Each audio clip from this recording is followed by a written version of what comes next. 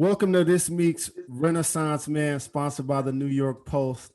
You know, I'm going to bring you the most interesting, the most talented, the most successful people that have big opinions and have accomplished so very much. My next guest falls into each category. I am honored to be joined by the talented Gabrielle Union Wade. Welcome and thank you for joining me. Thank you for having me. This is so exciting. Absolutely. I appreciate the love. So you've had a long and a fantastic career. I've done And all it right. started and it started with Friends. A lot of people may or may not know that. So tell us how that came about and how that influenced your career so very young. You know what? It's funny because Friends actually was kind of midstream. At that point, I think I became more aware to a certain demographic that does not look like me, that actually watch Friends. Mainstream. Yeah, somebody's version of mainstream, not our version of mainstream. But so at that point, it was funny because I'd already had 4 #1 movies. I had already done 10 Things I Hate About You, She's All That, Bring It On, Love and Basketball. I had already shot, no, I think Bad Boys had already come out at that point, another #1. I had been on a hit show called City of Angels. Well, not a hit show because we got canceled. I'd been on a show called City of Angels and our show got canceled, right? So our show gets canceled on, let's say, Monday. Tuesday, they call me like, you want to do this gig on Friends? I was like, oh yeah, sure. It was a gig. It's just, it means, I don't say it means nothing. It's a job. Anytime you have a job that can pay your bills, you're like, oh, it sounds amazing. And I was aware that it was a popular show, but it just wasn't popular with anyone that I personally was friends with. We were watching Living Single. We were over on Fox, not, over on NBC. So, so it was just a gig. And so when it came out, I'm still doing press for the other movies that I have going on. And I make this joke on The View, I believe, where I said, I didn't realize that I was the Rosa Parks of must-see TV, right? Which is what they were calling, NBC at that time. And NBC gets very upset with me, and they literally go through every episode of Friends. And at that point, they'd been like 8 or 9 seasons in, and they counted all of the Black people. Yes. No. And yes, they did. And so then they gave me the correct information, and the correct information was that I was the first African-American love interest on Friends, whatever. But yeah, so it was a very big deal for some folks, just none that I knew personally. Well, I've joked that for me, Friends is the white version of Martin. Is that accurate? Well, I think Friends is the white version of Living Single. You know what I mean? About a group of friends in New York. And actually Living Single was first. So Friends came after that. So I believe it was the success of Living Single that spawned Friends, not the other way around. So, Martin was around that same time because it was In Living Color, Living Single, Martin Show, New York Undercover. So we were moving and grooving, like we were doing our own thing, setting trends, shifting the culture. So Friends for us, I think more of us are discovering Friends now on streaming or cable or whatever, or in syndication, versus any one of us was really like talking about it at the water cooler on Monday. All facts, because they had to stream it like 15 times for us to even pay attention to it, because I wasn't watching it either, to be honest, until you were on there. That's why that's the first thing I asked you about, because we weren't paying attention necessarily until you started being on there. That's real spill. Yeah, then they were like, oh, wait, okay, so this Black girl comes on, she's dating Joey and Ross. Okay, nobody died. We can have Black people on. So they literally wrote the exact same storyline for Aisha Tyler. When she came on, she also dated the same 2 guys. Yeah, God bless. The check cleared, and that was really Absolutely. All I cared about at that time.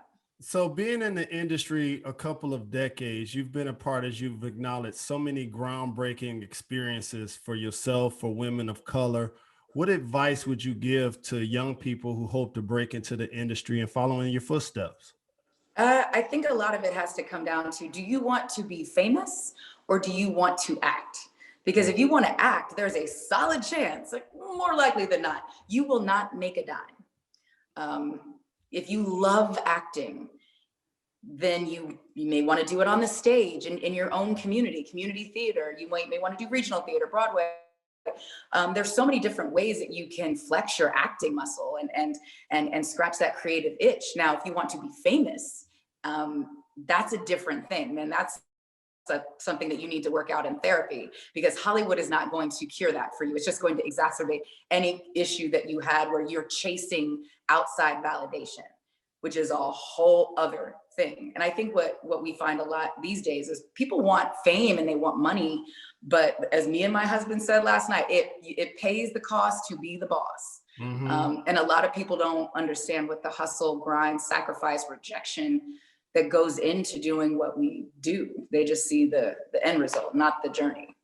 What about some of the sacrifices you needed to make in order to become elite at your craft, but also some of the challenges that you fought through in order to be in the position that you're in right now?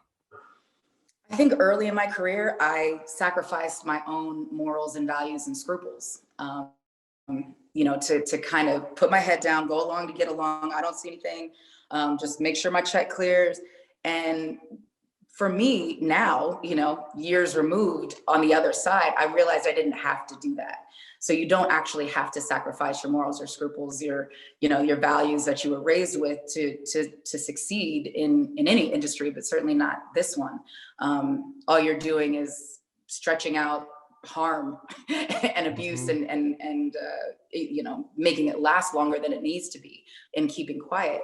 You also sacrifice sleep, and you sacrifice time with loved ones. You sacrifice, sometimes if the project is just so amazing, you're going to sacrifice money, because not all great projects are going to pay you.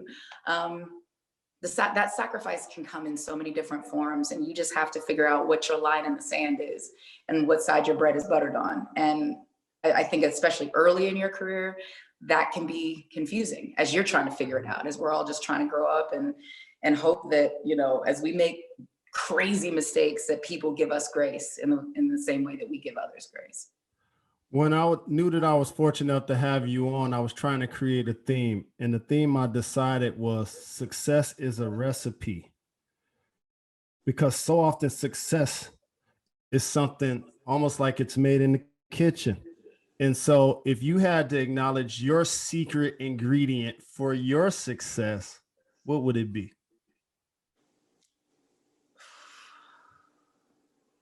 It was probably my time at UCLA. At that time, it was the most diverse university in the world. So I literally learned how to get along and work well with all different kinds of people from all over the world, every background, every race, religion, identity. I took advantage of all of that diversity. Sometimes at certain schools you can just isolate and you never really have to interact, but I worked at the bookstore, so I saw everybody. But I think that time and learning how to manage my time, because I was a full-time student taking, paying for college myself, had student loans, was working at the bookstore. I was in a relationship. I had to figure out how to balance all of that, manage my time, be on time, work well with all different kinds of people from all over the world, and still find a way to thrive and go to therapy. So yeah, but I think that would have been that experience is the secret sauce. And not everyone needs to go to, certain, a very specific university in order to get that same experience, but it's taking advantage of everything that life has to offer and not functioning in a silo. Because when you're in a silo, you're like, I'm right, because all you're hearing is your own voice echoing back to you. So there's no one else to bounce ideas off of to say, that's terrible. That's a terrible idea. That idea is actually terrible, terrible, terrible. And to get out of your comfort zone. If it makes you comfortable, it's not the right move. You mentioned a term that used to be taboo in the Black community, therapy. And for so very long, we felt like talking about your pain was a sign of weakness as Black men and as Black women. I Mhm. applaud that you and your husband have been very outspoken about this topic, especially now with COVID-19 and dealing with the pandemic. Why is that so very important for those who have access? And what are some of the things that you hope to see happen for those who have not been granted that access to be exposed to therapy? Therapy is such a beautiful, healing, helpful tool to be your best self and live the life you should and want to live. And a lot of times our childhood traumas or trauma that happens at any point in life kind of can handicap us or shackle us with the burdens of trauma that can freeze you in place, that can send you backwards. All of the progress you made, it can either freeze you in time or send you hurtling backwards. And it robs you of your most authentic self and everything that you can accomplish. It robs you of your dreams. It's a dream snatcher. So therapy is just a massive tool to help you reclaim your life and your peace and your sanity. And I know so many parents get nervous about sending their children to therapy or going themselves, as if it is some kind of universal symbol of failure. Oh, if my kid needs therapy, I'm failing as a parent, and I don't want to give anyone that public failure. I don't want to take that L for myself or for my kids. But really, the best gift you can give your children is freedom. And sometimes that freedom comes in healing, and the healing can come from therapy. So it's just reframing it in our minds, and kind of stopping that negative talk in its track. Whether you're at the hair salon, barbershop, school, work, wherever, family reunion, when people start talking about mental health challenges and someone says something negative, stop them in their tracks. You don't have to let that kind of talk go on around you. You can be like, no, actually, healing is the move. Actually, I want to be whole. Actually, I don't want to still be talking about something that happened in 1986 because I haven't healed from it. Why do we still have these conversations every Thanksgiving? Because nobody is healing. So you want different, we got to do different. And a lot of times that starts with healing. And I strongly encourage it. I think one of the most powerful things my husband has ever done, and he's done a lot of powerful things in his day, but it was the last season, and he was having an interview with Rachel Nichols. And she asked him, like, what was next, after you retire, this illustrious, NBA career. And he was like, therapy. And I was sitting on the stairs listening. I'm out of the frame. I'm just listening because I love listening to him talk. And when he said that, I was like, and then I was like, let's see if you really go. Right? That sounded great, but let's see if you really go. And then when he retired, that was the first appointment, along with a bunch of doctor's appointments to start healing the rest of his body. But one of the first things he did was start going religiously every week. In the pandemic, switched to Zoom and Skype. Like nothing, he didn't let anything stop him from healing, because he recognized, I'm gonna need help. He's seen the guy, you've seen them. You've seen a lot of guys who just don't handle the transition well. Their families are not able to stay intact. Their psyche is not able to stay intact.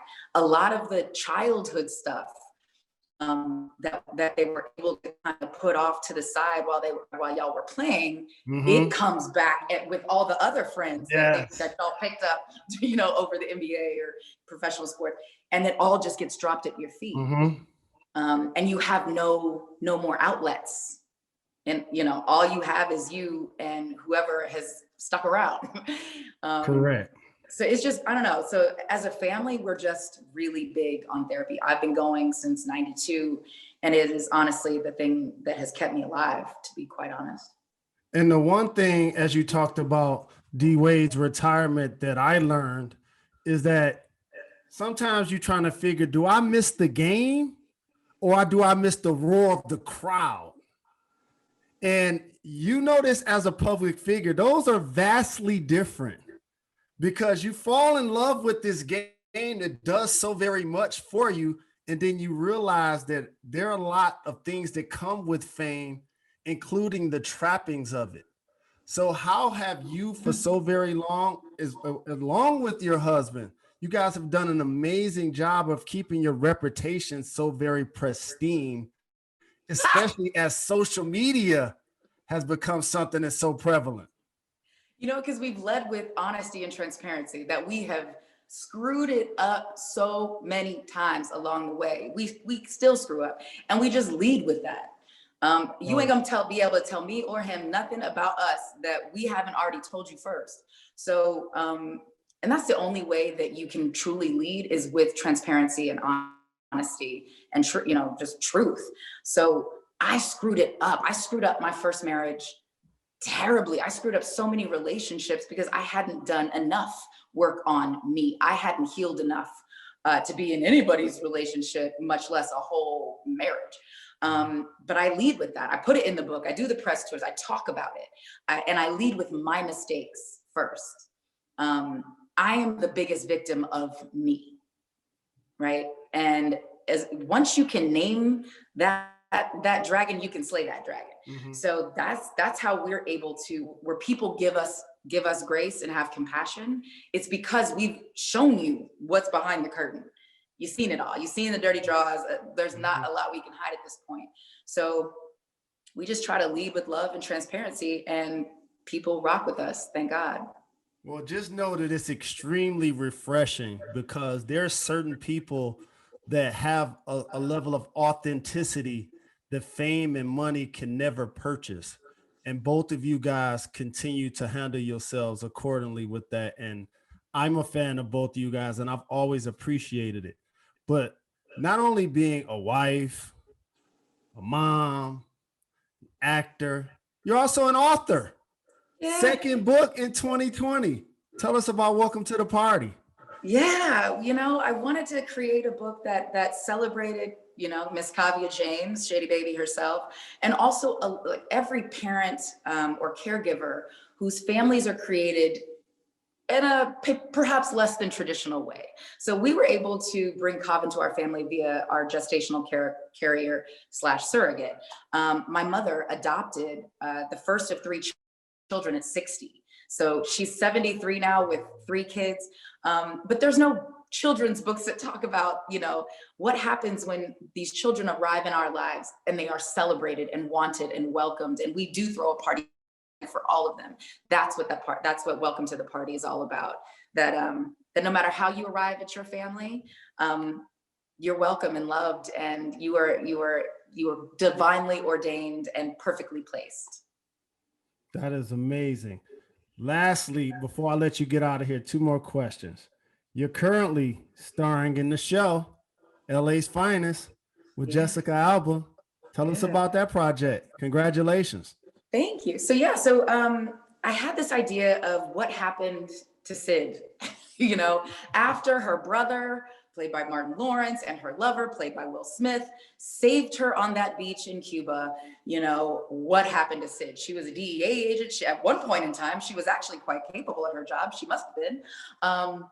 Before she was like, oh my God, I suddenly don't know what I'm doing. I need my brother and my lover to save me.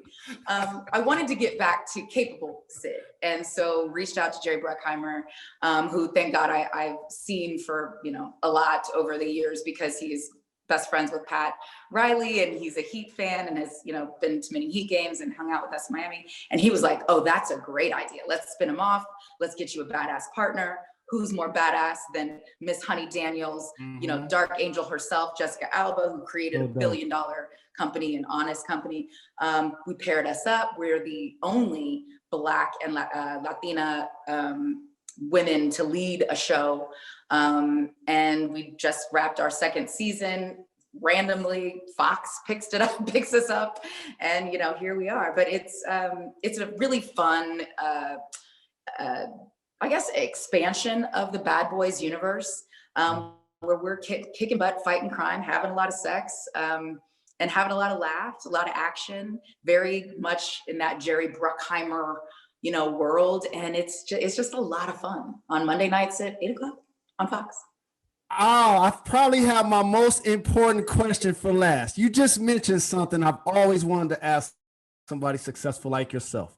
How does your better half deal with your sex scenes? He doesn't.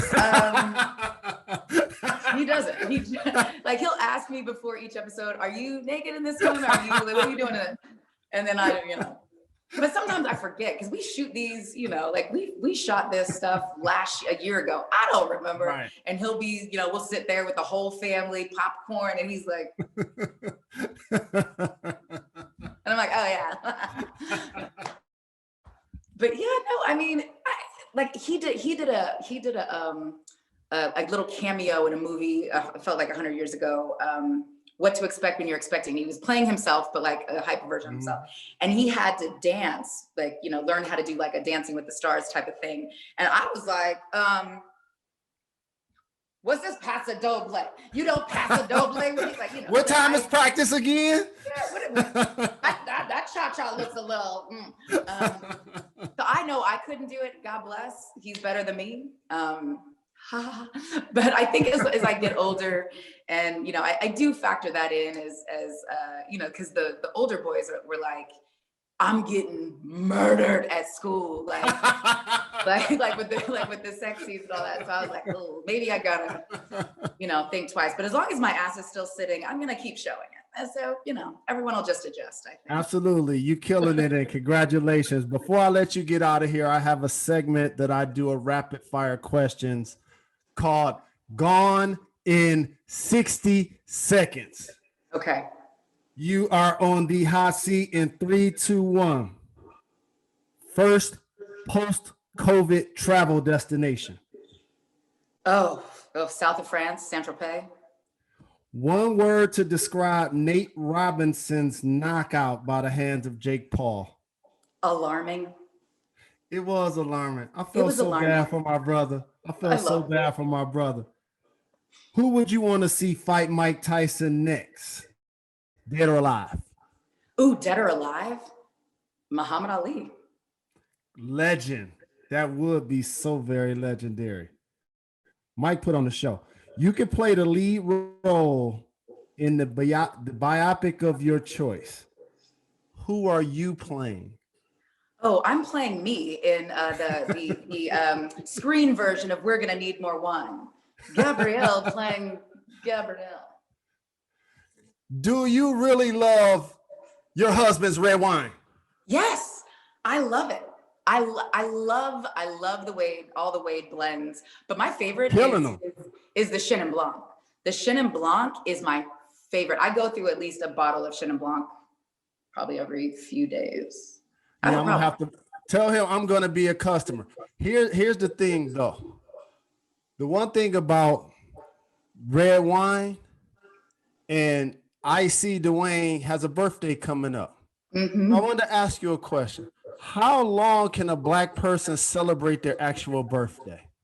Oh, but in Black people rules, a month. I believe it is exactly 30 days. Yes.